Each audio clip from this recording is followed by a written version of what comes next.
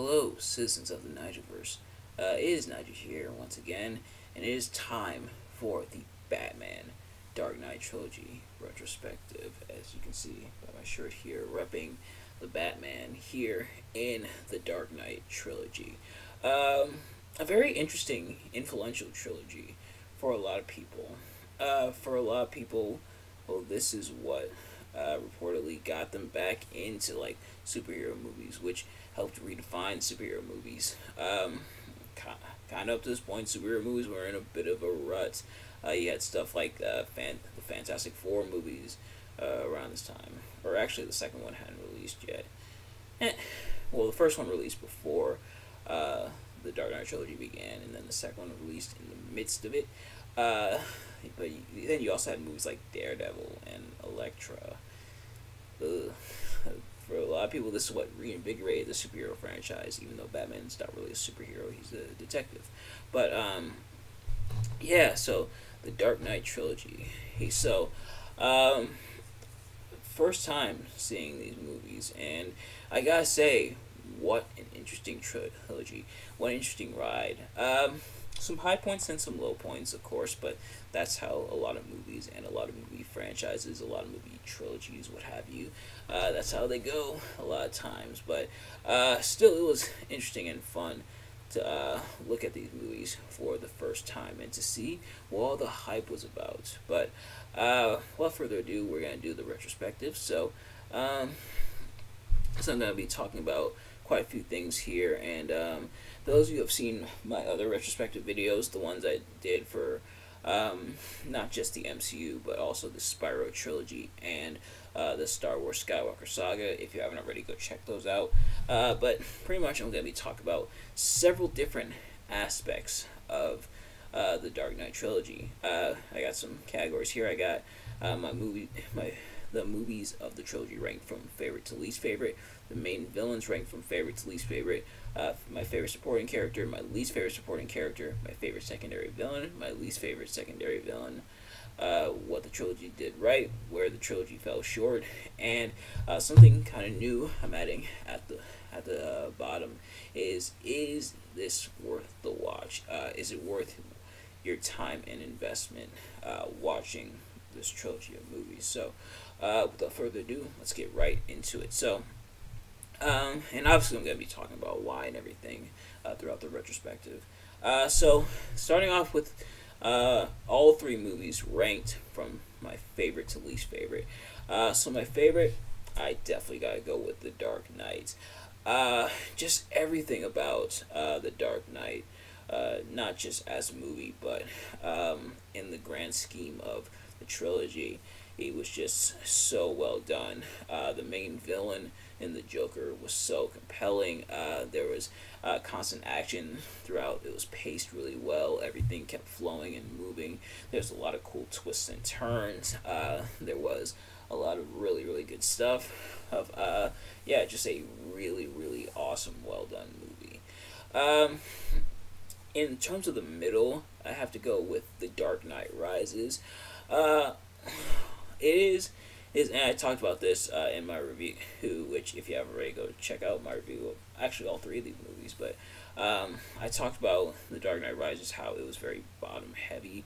It did have some stuff peppered throughout, but oftentimes it did feel like sitting around waiting for stuff, and it took a little bit to get to like the Batman action stuff. And of course, in terms of movie, the narrative and the storytelling is just important as the action stuff, but sometimes the action stalled a little bit too long. And considering this is technically a superhero movie, you want to see some superhero stuff, and of course we got it, of course, but it took a little bit, especially because they did the whole Bruce Wayne doesn't want to be Batman thing here. And then in terms of least favorite, I have to go with Batman Begins.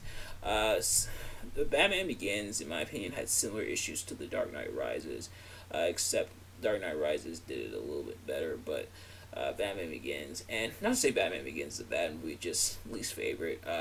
They were still trying to. It's definitely a movie about figuring out. They were still trying to figure out the direction they wanted to go with the trilogy, and Batman Begins definitely reflects that, uh, and some of the weird camera cuts that I talked about, um, uh, I think also didn't do this movie justice. Now, in terms of the main villains ranked from my favorite to least favorite, um, my favorite, I definitely obviously gotta go with the Joker. Such a well done character in the Dark Knight. Heath Ledger definitely he earned that Oscar. R.I.P. to Heath Ledger, of course, but he definitely earned that Oscar. Joker was very compelling. He stole the show. There's a reason why Joker is probably the most recognizable Batman villain, and they definitely did him justice. Is in this movie, he was really really well done. He was really well written. He stole the show. He kept things moving.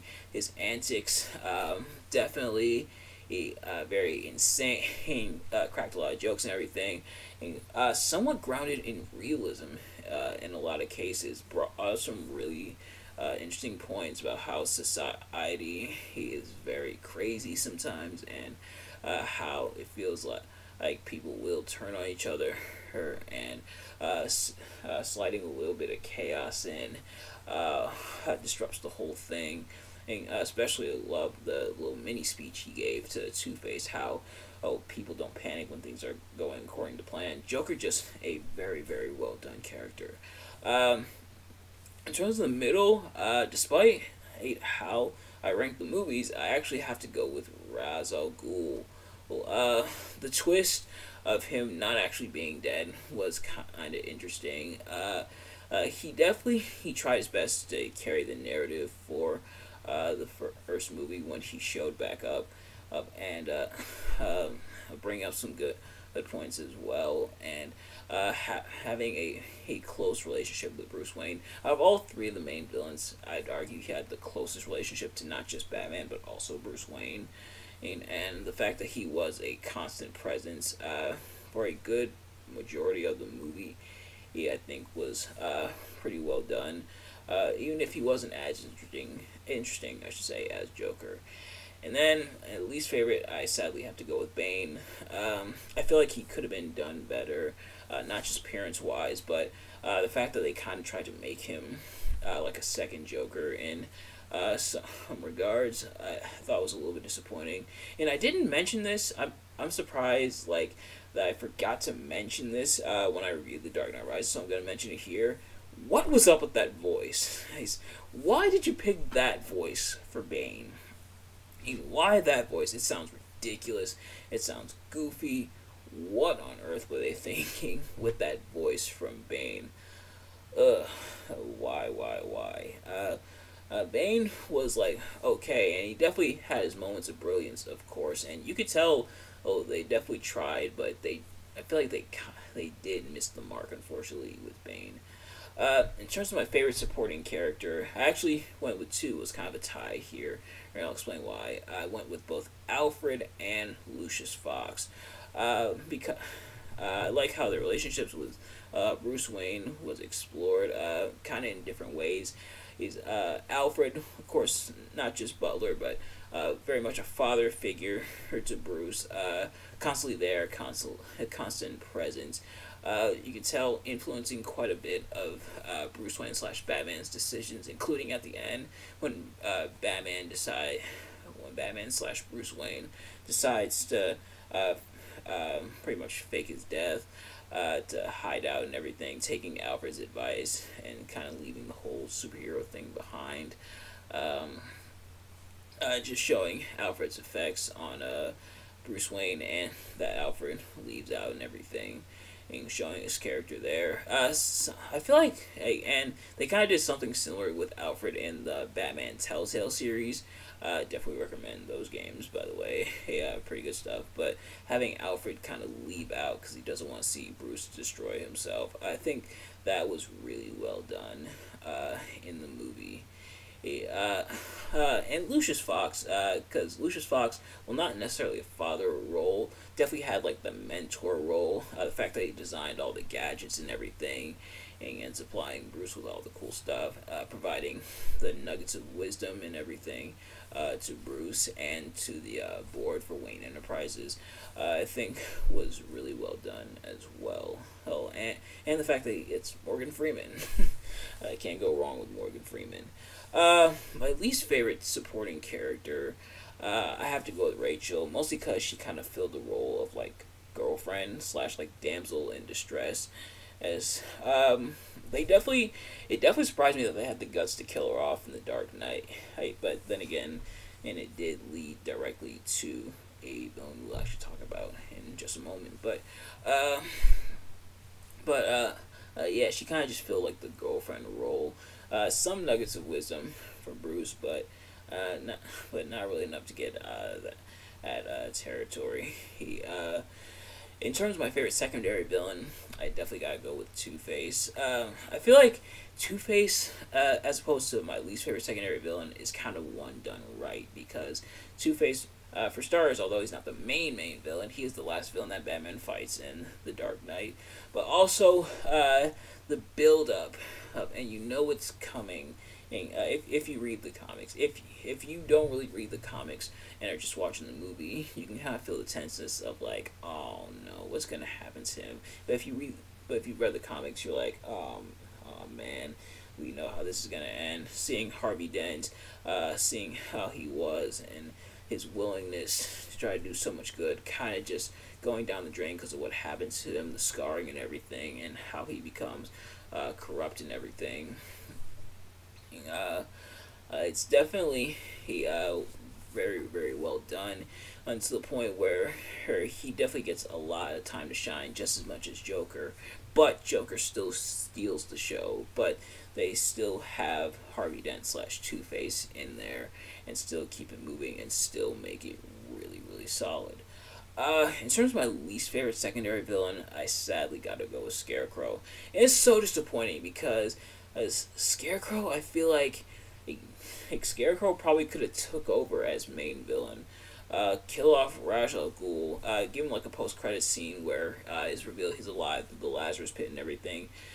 But Scarecrow, if you played Batman Arkham Knight, Scarecrow is definitely capable of filling that main villain role. But here he definitely gets like very shafted, for lack of a better term. He gets almost shafted in this movie. Like, it's really disappointing because Scarecrow's such an interesting villain with such an interesting concept with the fear toxin and everything, and using fear to manipulate his victims and everything.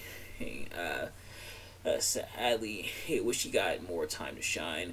Kind of taking the backseat, kind of playing second fiddle to Ra's al Ghul. And then they tried to implement him into later movies, but just not really. Kind of sad that he had such a lesser role for Ra's al Ghul. Why not have him be the main villain for Batman Begins? Have Ra's al Ghul be in the first part, and then Batman kills him off, and then have Scarecrow take over the latter half. Which I thought was what they were going to do, but then they didn't, and it was really disappointing. And then by the time he gets to the Dark Knight, he has like probably 30 seconds of screen time, 30 seconds to like a minute. It honestly, if he was taken out of the scene he was in, which is like the opening when Batman stops the people trying to dress up as him, then if you took him out, it wouldn't have changed the scene at all. And then Dark Knight Rises, he gets a little more screen time, which was a bit surprising, but not enough to warrant him being there, which is sad because I think the actor that played him, which by the way I kind of suck with names, but the actor that played him I think did really well. And for what it was, for the most part, was an interesting character, but I wish he got more in the Dark Knight trilogy. I don't know. Maybe I'm just rambling. Maybe I'm just ranting along. Let me know if you guys agree or disagree with that. But what did the Dark Knight trilogy do right? its world building and character development was really, really good. A lot of stuff got built up. He got painted the picture of what Gotham City is like, and very true to how it is in a lot of Batman lore, where it's very corrupt, where a lot like the mobsters and the villains run almost everything, and Batman has to be that beacon of hope to combat the evil in Gotham City. Him alongside Commissioner Gordon and the other good cops as part of GCPD. So it's world building and its character development, and was really, really solid. I kind of alluded to it just a moment ago, but how it implemented the source material yet tweaked it at some points to fit the narrative of the movies, I think was really well done, and it definitely felt like Batman for the most part. And I think sometimes tweaking the source material could be beneficial, in fact sometimes necessary, whether it's a costume change, whether it's how a narrative plays out in the comics versus in the movies. Sometimes it's beneficial and sometimes that can work out, and I think for the Dark Knight trilogy, for the most part, the things they kept the same for a reason, and it worked, and then the things they tweaked also worked as well. And the villains, I think, for the most part, except for the ones I mentioned, were very well done and very well established. Having different foes for Batman to take on, they didn't really repeat villains. Some villains did show up multiple times, such as Scarecrow and Ra's al Ghul, and the little vision that Bruce Wayne had in The Dark Knight Rises. But otherwise, having different main villains for Batman to take on, I think, was really well done, and made each movie stand out from the rest for its own reason. Excuse me. In terms of where the trilogy fell short, I put that some of the camera angles were weird, and this is more so just in the case of like Batman Begins. Some of the weird camera angles and camera shots. Thankfully, that got fixed by the time we got to The Dark Knight and The Dark Knight Rises. Some characters could have been developed more, and I mentioned that with Scarecrow and everything, and could have gotten more time to shine. And it would have been nice for Scarecrow to have a bit more depth to him, as well as Rachel, I think. Could have gotten a little bit more depth to them, instead of just, as in Scarecrow's case, secondary villain, and in terms of Rachel's case, just girlfriend. And I feel like Batman Begins and The Dark Knight Rises had issues with pacing, and I mentioned it before how it is very back-heavy, where they try to do a lot of setting up, and they don't really get to like the Batman stuff into the latter parts of the movie. Versus The Dark Knight, where it's constant throughout and it's spread pretty much evenly throughout the movie. I feel like Batman Begins and The Dark Knight Rises could have benefited from that. Now, with all that taken into account, is this trilogy worth the watch? It's on HBO Max. Is it worth logging into the HBO Max app and clicking on these movies to watch them? I would say absolutely. They're not perfect. They have their issues, of course. The movies do have their issues, as I've laid out in the retrospective here. But I feel like, for the most part, they're very well done and very well written. Definitely a very clear vision for the movies, and they did very well, not just with the source material, but the world building and the narrative that they tried to present. I think was all very well done and very well executed for the most part, even despite the issues. Very, very good stuff throughout. So I definitely recommend giving these a watch. But nevertheless, that is going to do it for this retrospective. Thank you all so much for watching. I hope you did enjoy. I'm going to be, as I mentioned, I'm going to be editing together my reviews of all three movies in the Dark Knight trilogy. So if you missed any of those, you can go back and watch them, and and enjoy them, and you can enjoy the retrospective here as well. I hope my retrospective was able to do these movies justice. Like I said, very good stuff. I definitely recommend checking them out, even despite their issues. But nevertheless, thank you all so much for watching. I hope you enjoyed. If you did, please do me a favor: like, comment, subscribe, share it with your friends, turn on post notifications so you know every time I upload a video, so you can see as soon as it drops. Let me know in the comments below your thoughts on not just the entire Dark Knight trilogy, but also my retrospective of it, and my reviews of it. Do you think I did the trilogy justice? Was there things I missed? Please let me know in the comments. Thank you all so much for watching, and I will see you guys later. Peace.